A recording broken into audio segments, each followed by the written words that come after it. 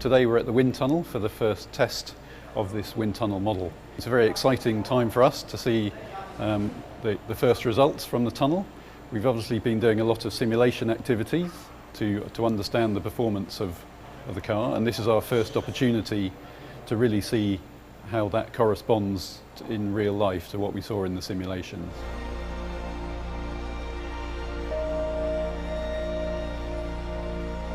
Today we have here first validation of the scaled model. This model is built with more than 250 parts. There are over 100 pressure taps around the complete body of the vehicle, and we are correlating every single point related to mass flow measurements, related to static pressure points, regarding the air velocities in all the areas that are very sensitive for this program. The main purpose of this test is to correlate and validate aerodynamic performance of this vehicle. This is the first test in which we assess different volumes and different changes on the car. So we exchange all these parts in order to steer car for high-speed performance and later on for handling efficiency and handling performance as well. This is an early development phase. You know, the car is relatively mature in its concept, but we're still testing a lot of detail changes around, particularly to optimize the drag to achieve the performance figures that we want for the car.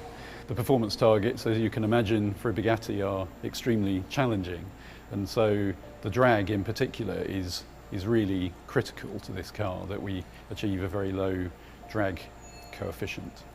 And some of the ways we're doing that to try and improve further on, Chiron was already a low drag car, but we need to be better than that. So the sort of things we're doing are to shrink down the glass house of the car. So it'll be a slightly more compact interior, but we'll still preserve the space for the occupant. But it means the whole frontal area of the car will be lower than Chiron.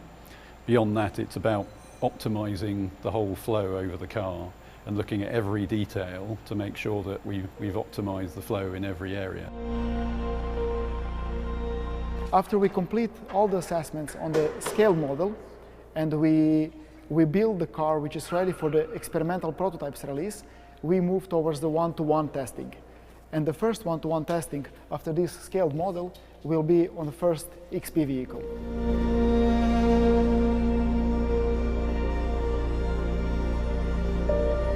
So we're back in the wind tunnel, this time the full-size wind tunnel, to continue our validation of the aero performance of the car. In fact, the results from the scale model all help to develop the car in the right direction. So this is a more mature design than we had in the scale model, and also being full size, it's closer, it's more accurate in terms of the results that we can get.